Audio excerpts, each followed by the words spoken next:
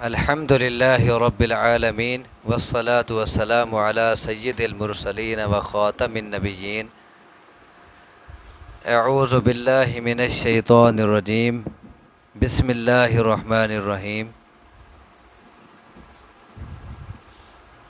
سورۃ یوسف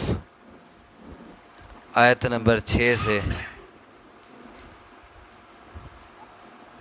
وَكَذَلِكَ يَجْتَبِيكَ، اور اسی طرح چن لے گا تجھے ربو کا تیرا رب، وَيُعَلِّمُكَ، اور سکھائے گا وہ تجھے من تأویل الاحادیث، انجام باتوں کا۔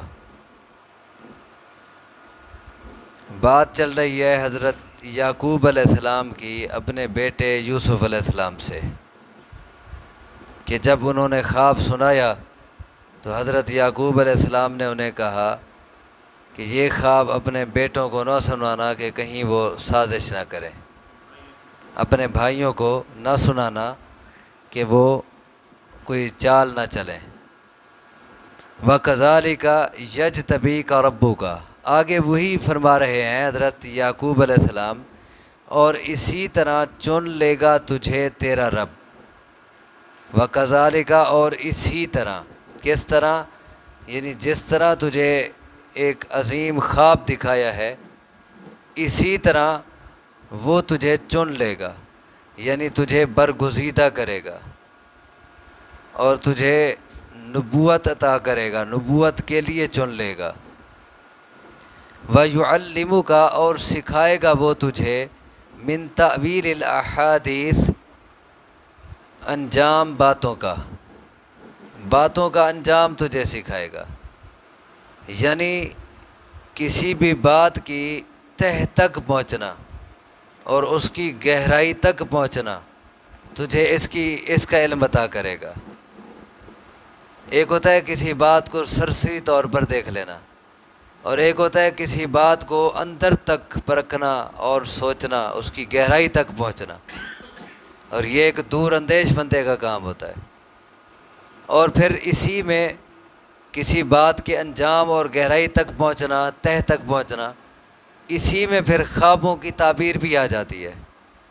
تو اس کا پھر ایک مطلب یہ بھی ہو سکتا ہے کہ تجھے خوابوں کی تعبیر سکھائے گا، وہ بھی اس کے اندر شامل ہے۔ وَيُتِمُّ نِعْمَتَهُ عَلَيْكَ، اور مکمل کرے گا وہ اپنی نعمت تجھ پر۔ وَعَلَىٰ آلِ يَعْقُوبَ، اور آل یعقوب پر۔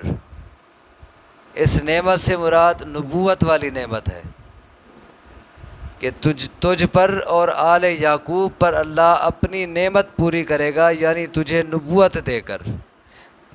اور ظاہر ہے کہ جب نبوت ملے گی تو یہ انعام صرف تجھ پہ نہیں ہوگا، پورے آل یعقوب پہ ہوگا، کیونکہ پوری برادری کے لیے، پورے خاندان کے لیے یہ اعزاز کی بات ہے کہ ان کے ایک فرد کو نبوت مل گئی۔ اور مکمل کرے گا وہ اپنی نعمت تجھ پر اور آل یعقوب پر، کما اتمہا، جیسا کہ مکمل کی اس نے وہ نعمت علی ابویک، تیرے باپ دادے پر، من قبل، اس سے پہلے، ابراہیم و اسحاق، یعنی ابراہیم اور اسحاق پر۔ جیسے تیرے یہ باپ دادا ہیں، حضرت اسحاق علیہ السلام یہ دادا ہو گئے، ابراہیم علیہ السلام پردادا ہو گئے، جیسے اللہ تبارک و تعالیٰ نے ان دو پر اپنی نعمت پوری کی تھی ویسے تجھ پر بھی پوری کرے گا۔ ان ربک علیم حکیم، بے شک تیرا رب علم والا ہے، حکمت والا ہے۔ لقد کان فی یوسف و اخوتہ آیات للسائلین، البتہ تحقیق ہے یوسف علیہ السلام میں اور اس کے بھائیوں میں نشانیاں سوال کرنے والوں کے لیے، یعنی جو ان کے قصے کے متعلق سوال کر رہے تھے، پوچھ رہے تھے، ان کے لیے اس قصے میں بڑی نشانیاں ہیں اور بڑی عبرتیں ہیں اور دروس ہیں، سبق ہیں۔ البتہ تحقیق ہیں یوسف علیہ السلام میں اور اس کے بھائیوں میں نشانیاں سوال کرنے والوں کے لیے۔ اب یہ باقاعدہ ان کا واقعہ شروع ہو رہا ہے۔ اذ قالوا، جب کہا انہوں نے، یعنی یوسف علیہ السلام کے بھائیوں نے، لا یوسف کہ البتہ یوسف، و اخوہ اور اس کا بھائی، احب زیادہ پیارے ہیں، الی ابینا ہمارے باپ کو، منا ہم سے، ونحن عصبہ حالانکہ ہم ایک جماعت ہیں، ان ابانا بے شک ہمارا باپ، لفی ضلال مبین البتہ واضح غلطی میں ہے۔ یہ اس سے لگ رہا ہے کہ حضرت یوسف علیہ السلام اور ان کا بھائی، یہ دوسرے بھائیوں کے ساتھ ان کا رشتہ صرف باپ کی طرف سے تھا، یعنی وہ پدری بھائی تھے، اور ماں مختلف تھی ان کی، کیونکہ ان کے کہنے کا جو انداز ہے کہ جب ان بھائیوں نے کہا کہ یوسف اور اس کا بھائی ہم سے زیادہ پیارے ہیں، تو ان دو کو الگ کر رہے ہیں، اپنے آپ کو الگ کر رہے ہیں۔ تو ویسے بعض روایات میں بھی، تفسیری روایات میں اور اسرائیلی روایات میں یہ بات ہے کہ یوسف علیہ السلام اور ان کے بھائی کا نام بنیامین بتایا گیا ہے، ان دو کی ماں اور تھی، اور باقی جو بھائی ہیں ان کی ماں اور تھی، اور باپ ان سب کا یعقوب ہے، یعقوب علیہ السلام اللہ کے نبی ہیں۔ تو ان کی تعداد بتائی جاتی ہے یوسف علیہ السلام کے علاوہ 11، کیونکہ خواب سے بھی اسی بات کی طرف اشارہ مل رہا تھا۔ تو ایک بنیامین ہو گیا جو ان کا سگا بھائی ہے، ماں کی طرف سے بھی اور باپ کی طرف سے بھی، اور باقی جو 10 بھائی ہیں وہ سوتیلے بھائی ہو گئے، صرف باپ کی طرف سے بھائی ہیں۔ تو جب کہا انہوں نے کہ البتہ یوسف اور اس کا بھائی زیادہ پیارے ہیں ہمارے باپ کو ہم سے، اور اس کی وجہ آخر کیا ہو سکتی ہے؟ یعقوب علیہ السلام اللہ کے نبی ہیں، اور نبی ظالم اور بے انصاف تو نہیں ہوتا کہ کسی بیٹے سے محبت زیادہ کرے اور کسی سے کم کرے۔ تو آخر اس کی کیا وجہ تھی؟ اس کی 2 وجہ ہو سکتی ہیں۔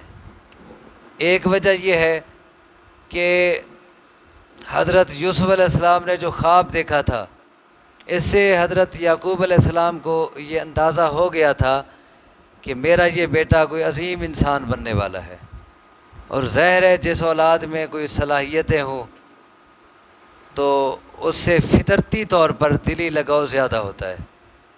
اور دوسری وجہ یہ بھی ہو سکتی ہے کہ یہ دونوں چھوٹے تھے، اور چھوٹے بیٹوں سے، چھوٹی اولاد سے محبت زیادہ ہوتی ہے بڑوں کی نسبت، کیونکہ جب بڑے ہو جاتے ہیں پھر بعض اوقات ان سے دکھ بھی پہنچتا ہے، بعض اوقات وہ نافرمانی بھی کرتے ہیں، اور جو بالکل چھوٹے ہیں وہ تو ایک کھلونے ہوتے ہیں ماں باپ کے لیے۔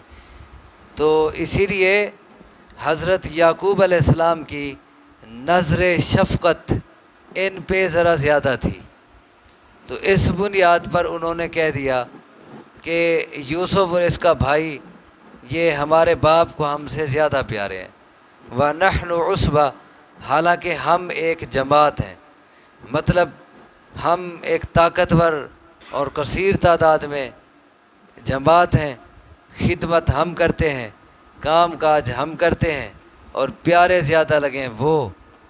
تو ان ابانا لفی ضلال مبین بے شک ہمارا باپ البتہ واضح غلطی میں ہے۔ ضلال کا معنی صرف گمراہی نہیں ہوتا، ضلالت گمراہی کو بھی کہتے ہیں، لیکن عربی میں ضلال کا معنی بھولنا بھی ہوتا ہے، جیسے ان تضل احداہما، ایک بھول جائے گی تو دوسری یاد دلائے گی، پیچھے سورۃ بقرہ میں آپ پڑھ چکے ہیں۔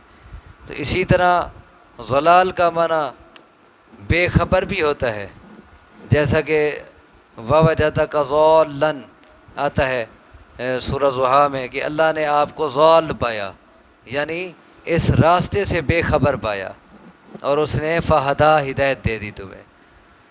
تو اسی طرح ضلال کا معنی غلطی بھی ہوتا ہے، اور ضلال کا معنی گمراہی بھی ہوتا ہے، تو اس جگہ معنی غلطی کا ہے، کہ بے شک ہمارا باپ البتہ واضح غلطی میں ہے، ہمارا باپ بھولا ہوا ہے، غلطی پہ ہے کہ وہ ان سے زیادہ محبت کرتا ہے، ہم سے تھوڑی کرتا ہے، حالانکہ ہم کام کاج کرتے ہیں، خدمت ہم کرتے ہیں۔ اب دیکھیں، اس سے بھی آپ اندازہ کریں یوسف علیہ السلام اور ان کے بھائیوں کے فرق کا، کہ ان میں کتنا فرق تھا، اخلاقی فرق بھی تھا۔ اور ظاہر ہے یوسف علیہ السلام نے اللہ کا نبی بننا ہے، اور جو اللہ کا نبی بننا ہوتا ہے وہ بچپن سے ہی چنا ہوا ہوتا ہے، اور بچپن سے ہی وہ معصوم ہوتا ہے۔ اللہ تبارک و تعالیٰ بچپن سے ہی اس کا خیال رکھتا ہے جس نے نبی بننا ہوتا ہے، تو اس کی ذہانت، اس کا اخلاق، اس کا کردار وہ بڑا اعلیٰ قسم کا ہوتا ہے۔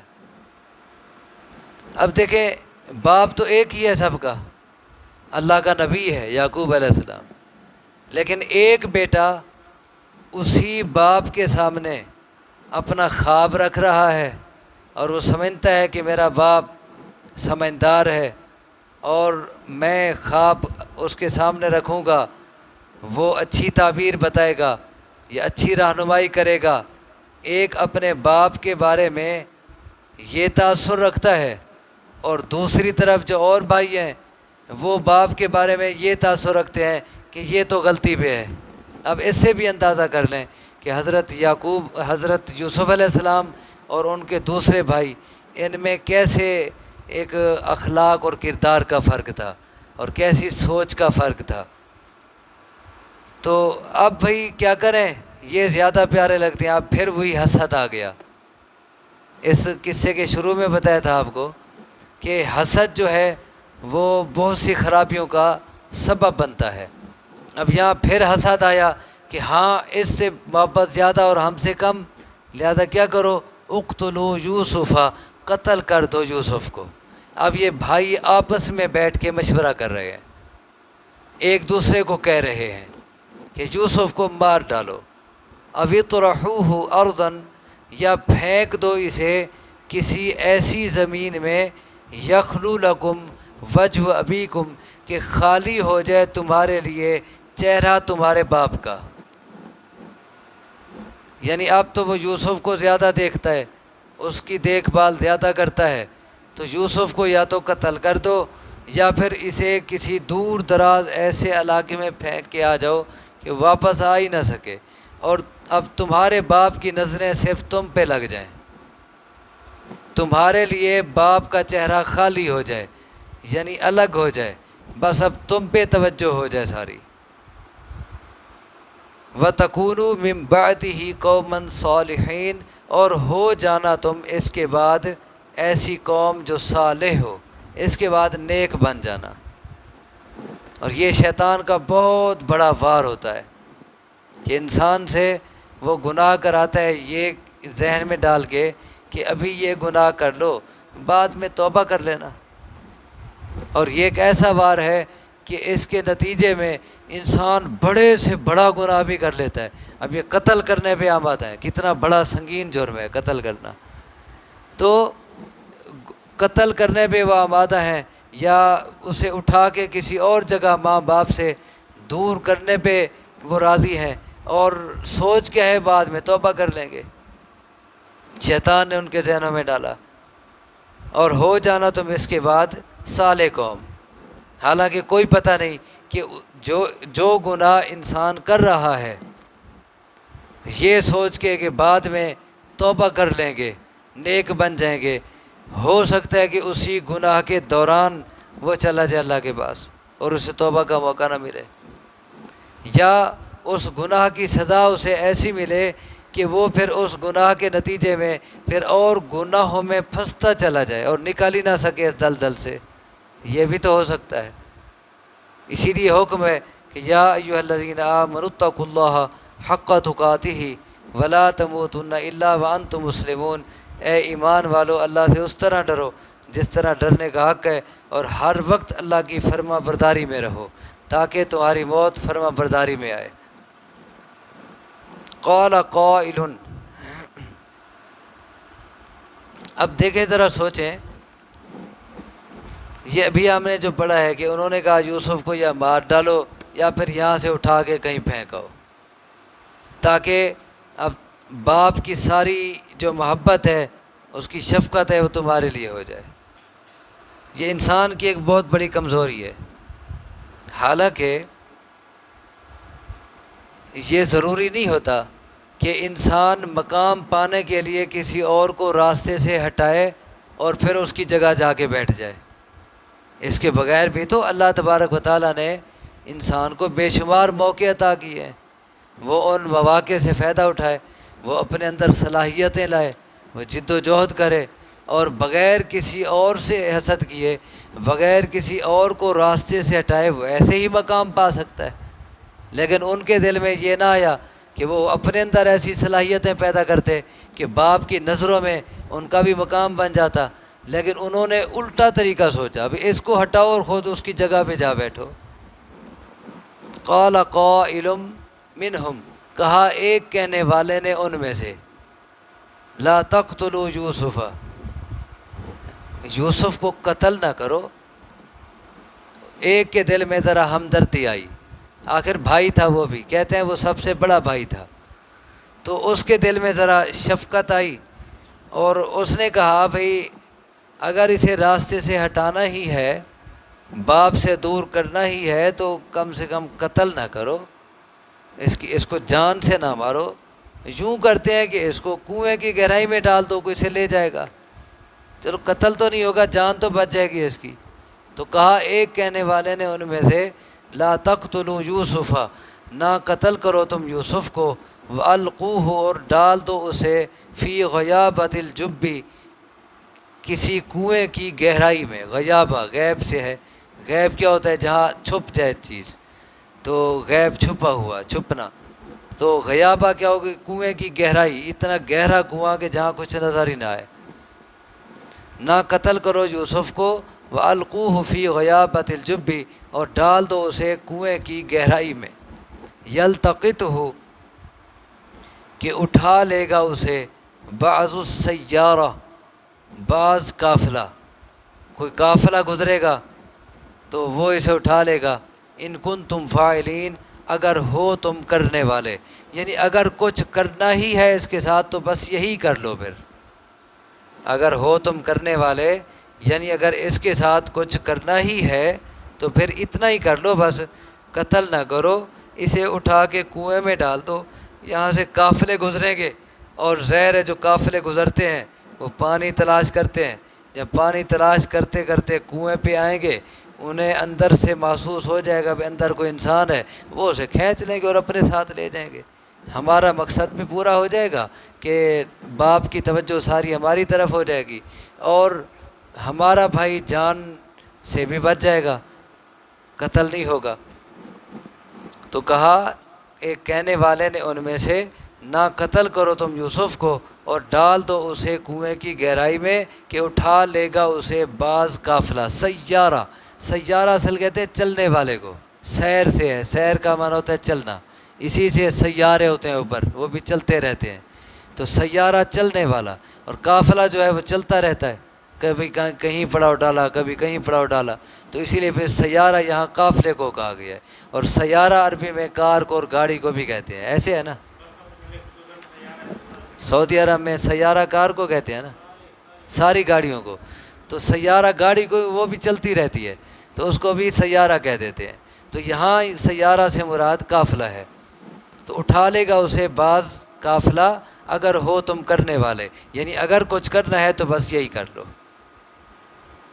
اقول قولی ھذا واستغفر اللہ لی ولکم، وآخر دعوانا ان الحمد للہ رب العالمین۔